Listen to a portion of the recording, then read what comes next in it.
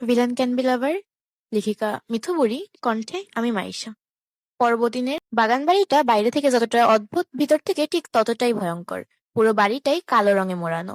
সদর দরজা পেরিয়ে ভিতরে ঢুকতে প্রথমেই চোখ পড়ল গ্র্যান্ড লিভিং এরিয়া। বিশাল থাই গ্লাস গলিয়ে বাইরের ভিউ দেখা যায়, তবে গ্রেট ভিউ বলার মতো কিছুই নেই। কেবল গার্ডরা বন্দুক হাতে মৌমাছির মতো ঘুরে বেড়াচ্ছে। তাদের শশব্যস্ত চাহনি দেখে এলিজাবেথ ভয়ে ফাঁকা ঢোক গিলল। সৌভাগ্যবশত থাই গ্লাসের কারণে তারা ভিতরে কিছু দেখতে পায় না। ডুপ্লেক্স এই বাগানবাড়ির নিচতলায় রয়েছে 4টি রুম, কিন্তু উপরের পুরো তলাটাই দখল করে আছে একটি মাত্র রুম। বাগানবাড়ির উপরের একমাত্র কক্ষটি রিচার্ডের ব্যক্তিগত সাম্রাজ্য। কেউ সেখানে প্রবেশ করতে পারে না। এলিজাবেথ রিচার্ডের কাঁধে ঝুলে থাকলেও চারপাশটা ঝাপসা ভাবে দেখছে। উল্টো অবস্থায় থাকা সত্ত্বেও বুঝতে পারছিল কালো ছাড়া এই বাড়ির অন্য কোনো রঙের অস্তিত্ব নেই। পুরো পরিবেশটাই এক ভুতুরে নৈশব্দে মোড়া। রিচার্ড কালো টাইলসের লম্বা লম্বা পা ফেলে উপরের দিকে চলল। প্রতিটি কদমে এলিজাবেথের বুকের ভিতরটা শুকিয়ে আসছিল। সংকীর্ণতার ভরা মনের কোণ ধীরে ধীরে এক ভয়াবহ ছায়ায় নিচে ডুবে যাচ্ছিল। রুমে পৌঁছে দরজা পেরিয়ে রিচার্ড এলিজাবেথকে কাঁধ থেকে ছুঁড়ে ফেললো বিছানায়, যেন এতক্ষণ কোনো ঘৃণ্য বস্তু বয়ে বেড়াচ্ছে। বিছানাটা তুলতুলে হওয়ায় শরীরে কোনো আঘাত লাগলো না, কিন্তু এলিজাবেথ ভিতরটা তছনছ হয়ে যাচ্ছিল ভয়। রুমটা দেখে এলিজাবেথের চোখ বিস্ফোরিত হয়ে গেল। এত বড় আয়তকার কক্ষ ও আগে কখনো দেখেনি। লিভিং এরিয়ার চেয়েও বিস্তৃত জায়গা নিয়ে দাঁড়িয়ে আছে এই প্রাসাদোপম ঘর। বিলাসিতার স্পর্শে মোড়া সুবিশাল বিছানাটা কালো চাদরে ঢাকা। দেয়ালের একপাশে 3D ড্রাগনের পেইন্টিং, যা দেখে মনে হচ্ছিল ড্রাগনটি জীবিত হয়ে উঠে আসতে যাচ্ছে। পেইন্টিং এর ড্রাগনের চোখে অগ্নিশিখার ঝলক আর গলার কর্কশ আওয়াজ ঘরের ভারী নীরবতাকে আরো গাঢ় করে তুলছিল। এলিজাবেথের চোখ রিচার্ডের ডান হাতে আটকালো। রিচার্ডের হাতেও ড্রাগনের ট্যাটু করা। বুক শুকিয়ে গেল এলিজাবেথের। এতক্ষণ নিজেকে শক্ত রাখার চেষ্টা করলেও আর পারল না। ঠোঁট কেঁপে উঠে কান্না ছাপিয়ে বেরিয়ে আসছিল। রিচার্ড এলিজাবেথকে দেখে মুচকি হাসলো, ঠোঁটের কোণে পৈশাচিক আনন্দ। Welcome to my dark side. গম্ভীর স্বরে উচ্চারিত শব্দগুলো অন্ধকারকে আরো বেশি ঘনীভূত করে তুলল। এলিজাবেথ ভয়ে বিছানায় চাদর শক্ত করে খামচে ধরল, অথচ নিজের মনকে সান্ত্বনা দেওয়ার সমস্ত চেষ্টা ব্যর্থ হচ্ছিল। ভেতরের প্রতিরোধ ক্রমেই ভেঙে পড়ছিল। থমকে যাওয়া মস্তিষ্কটা ভয়ের শীতল শিকড়ে বাধা পড়ে যায়। হঠাৎ রিচার্ডের পেছন থেকে রোশনাই আলো বেরিয়ে এলো। কাঁপা কাঁপা চোখে এলিজাবেথ তাকালো সেই দিকটায়। শিউরে উঠল গা তৎক্ষণাৎ। আলো আসছে দেয়ালের সেই বিশাল ড্রাগনের পেইন্টিং থেকে। পেইন্টিংটা যেন জীবিত হয়ে উঠল। ড্রাগনের মাথা নড়ে উঠল। গভীর নিকষ কালো চোখগুলো থেকে অগ্নিশিখা বিচ্ছুরিত হতে লাগলো। ড্রাগনের গলা থেকে কর্কশ আওয়াজ ভেসে আসতে চাইছে, যেন সে বন্দিত্ব ভেঙে বেরিয়ে আসতে চাইছে। হিংস্রতায় ভরা পেইন্টিং এর সেই ড্রাগনটা প্রতি মুহূর্তে আরো বেশি বাস্তব হয়ে উঠল। এতক্ষণ নিজেকে শক্ত রাখার যত চেষ্টাই করলেও সব ব্যর্থ হয়ে গেল। এবার ঠোঁট কাঁপতে লাগলো, অজান্তেই কান্না ফেটে বেরিয়ে। এলিজাবেথের রক্ত জবার মতো লাল ঠোঁটের কম্পন দেখে রিচার্ডের ঠোঁটে এক পৈশাচিক হাসি খেলে গেল। রিচার্ড একটানে পরনের ওভারকোট আর ওয়েস্টকোট খুলে মেঝেতে ছুঁড়ে মারল। ঠোঁটের কোণের পৈশাচিক হাসি আরো গভীর হলো। অধৈর্য হয়ে শার্টের বোতাম ছিঁড়ে ফেলতে দিল। বোতামগুলো মেঝেতে পড়ে টুংটাং শব্দ তুলতেই সেই শব্দে এলিজাবেথ আরো বেশি কেঁপে উঠল। সমস্ত শরীর এক অদ্ভুত শঙ্কা ও প্রশ্নে আচ্ছন্ন হয়ে গেল। ঠিক কি ঘটছে তার সাথে? এই অসীম অন্ধকার, রিচার্ডের ভয়ানক হাসি, আর সে জীবন্ত হয়ে ওঠা ড্রাগন, সবকিছু মিলে এক তীব্র বিভীষিকাময় পরিস্থিতি তৈরি করলো, যার থেকে পালানোর পথ খুঁজে পাচ্ছিল না এলিজাবেথ। শরীরের উপর অংশে আর কোনো কাপড় থাকে না রিচার্ডের। ওর সুঠাম শক্তপোক্ত বুক উন্মুক্ত হয়, যেখানে 6টি শক্ত ফোলা ফোলা ভাঁজ স্পষ্টভাবে দৃশ্যমান। এলিজাবেথের চোখের সামনে দৃশ্যটা পড়লেও মন পুরোপুরি অন্যদিকে ছিল। শোক আর উদ্বেগে ভরা ডুবে থাকা এলিজাবেথ এক অন্ধকার গুমট পরিবেশে নিঃশব্দে ভাবে কাঁপছে। ঘন নিঃশ্বাসের শব্দে কক্ষের ভারী নীরবতাকেও ভেদ করছিল। গলায় গাঁথা কষ্টের কারণে কথাগুলো ঠিকভাবে বের হচ্ছিল না। রিচার্ডের প্রতিটি কদম এলিজাবেথের ভিতরের ভয় এবং অস্থিরতা আরো গভীর করে তুলল। এলিজাবেথ অসহায়ভাবে এক দুর্বল গলায় শুধু বলতে পারল, দয়া করে আমার এত বড় ক্ষতি করবেন না, আমি পবিত্র। রিচার্ড তার লালসিত চোখে তাকিয়ে ঠোঁট বাঁকিয়ে হাসলো, কিন্তু এখন তো আমার রক্ষিতা। এলিজাবেথ কাঁপা কাঁপা গলায় বলে উঠল, আমাকে যেই কাজ করতে বলবেন সেটাই করব আমি, কিন্তু দয়া করে আমার ইজ্জতে হাত দিবেন না, মরে যাব আমি। রিচার্ড ঠান্ডা গলায় উত্তর দিল, নিজের ইচ্ছায় এসেছো। রিচার্ডের ভারী গলায় কথাগুলো তীরের ফলার মতো এলিজাবেথের বুকে বিঁধে গেল। সে নিজেই তো এখানে এসেছিল নিজের ইচ্ছায়। এই চিন্তা এলিজাবেথের মনকে আরো বিষিয়ে তুলল। তখন কি তবে চাচি এই ধ্বংস থেকেই বাঁচানোর কথা বলছিল ইব্রাতকে? কিভাবে সে এক নারীর ইজ্জত বাঁচতে গিয়ে নিজের সম্মানকে কলঙ্কের মুখে এনে ফেললো? বুকের ভেতর থেকে কান্না আর্তনাদ হয়ে বেরিয়ে এলো এলিজাবেথের।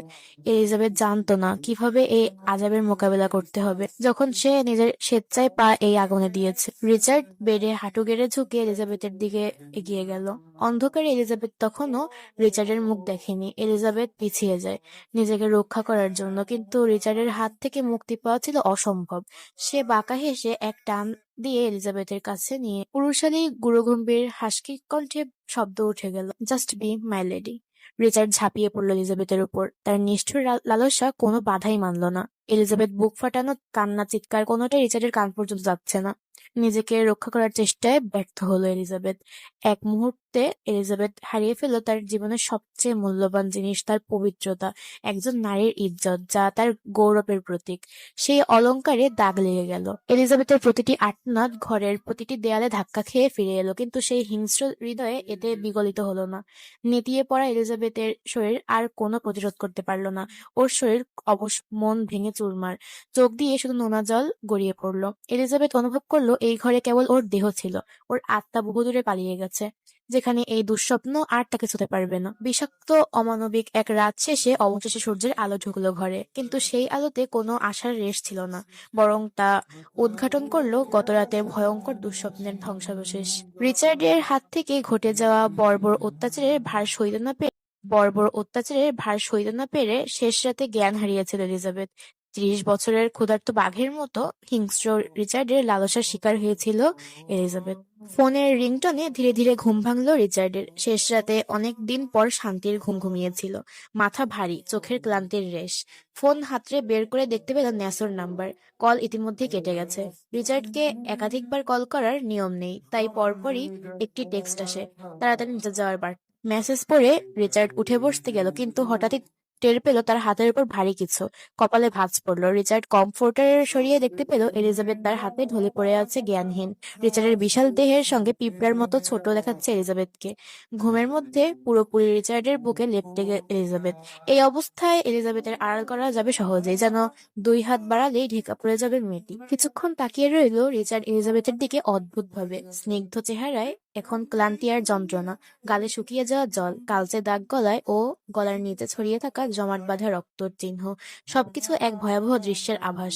তবুও রিচার্ডের মনে এক ফোঁটা মায়া জন্মায় না। বিরক্তি ভরে লেপ্টে থাকা এলিজাবেথকে ধাক্কা দিয়ে সরিয়ে দিল দূরে। অতঃপর কোমরে টাওয়েল পেঁচিয়ে নির্লিপ্ত ভঙ্গিতে উঠে ওয়াশরুমে চলে গেল। ওয়াশরুমের মিররের সামনে দাঁড়িয়ে নিজের প্রতিচ্ছবি এক দৃষ্টিতে দেখতে থাকে রিচার্ড। পিঠ আর কাঁধ ঘুরিয়ে ঘুরিয়ে দেখলো অসংখ্য নখের আঁচড়ের দাগ, যা রাতের বুনো তাণ্ডবের সাক্ষ্য বহন করছে। কিছুক্ষণ চুপচাপ দাঁড়িয়ে থেকে নিজের ভিতরের অন্ধকারকে মুখোমুখি করল রিচার্ড।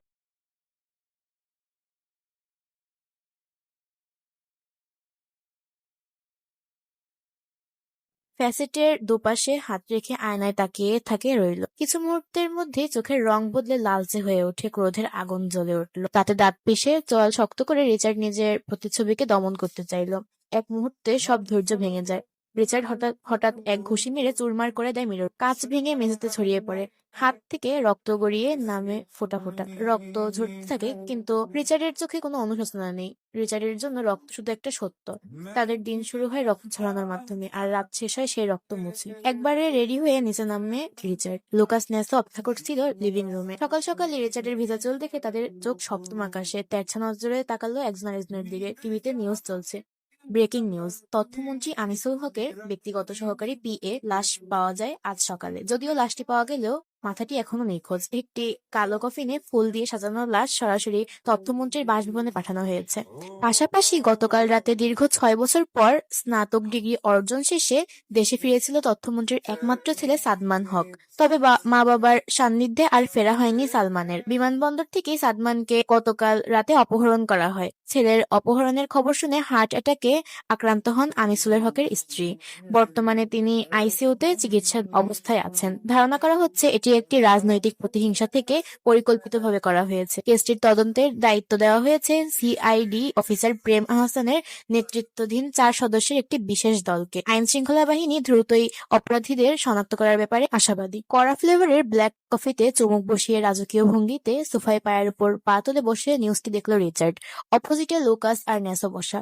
তাদেরও ঠোঁটের কোণে ও রিচার্ডের মতো বাঁকা হাসি। লুকাস নিষ্পিস করছে কিছু বলার জন্য, তা লক্ষ্য করলো রিচার্ড। ইতালিয়ান ভাষায় বলল, কিছু বলতে চাও? শুকনো ঢোক গিলে মাথা তুলল লুকাস। বস, আমি বাংলা এখন খুব ভালো বলতে পারি। নিজের ঠোঁট উপরের ঠোঁটে ঠেলে উঁচিয়ে ভ্রু নাচতে নাচতে ন্যাসোর দিকে তাকিয়ে রিচার্ড বলল, naso is a good trainer. Smith হেসে মাথা নিচু করে ফেললো ন্যাসো। লুকাস তখনও হাত চুলকাচ্ছে। রিচার্ড আবার বলল, কি বলতে চাও? গলা খাসকিয়ে দিয়ে নিল লুকাস। ভনিতাহীন বলল, বস, ওই মেয়েটাকে কি পাচার করে দিবেন? না মানে, মেয়েটা কিন্তু আগুন সুন্দরী, দাম আসবে খুব। মেয়েটার সবকিছু কেমন অদ্ভুত। নেসোর কথায় চোখ বুজে মৃদু উপর নিচ মাথা ঝাঁকালো রিচার্ড। মেয়েটার পা থেকে মাথা পর্যন্ত পুরোটাই রহস্যে ঘেরা। বলছি কি বস, মেয়েটাকে রেখে দিলে হয় না? না মানে, চেহারায় খুব মায়া মেয়েটার। লুকাস, তোমার সম্ভবত রিটায়ার নেওয়ার সময় হয়ে গিয়েছে। এর প্রফেশনে মায়ায় পড়লে চলে না। রিচার্ডের নীরের ঠান্ডা গলায় চুপসে যায় লুকাস। সঙ্গে সঙ্গে বলল, sorry boss, female made arrange করতে বলেছিলাম, করা হয়েছে? উপর নিচ মাথা নাড়ায় নেসো। জি বস। এক্সেসরিজ অল ডান বস। আজ থেকে ভিতরে মেল গার্ডদের আসা নিষেধ, বাইরে সিকিউরিটি আরো বাড়িয়ে দেওয়া হোক, বলে উঠে দাঁড়ায় রিচার্ড। কাল থেকে প্রতি পদে পদে অবাক হচ্ছে ন্যাসো লুকাস। তবে ভিতরের কথা বাইরে আনার দুঃসাহস তাদের নেই। নিশ্চুপ পিছু পিছুতে থাকলো রিচার্ডের।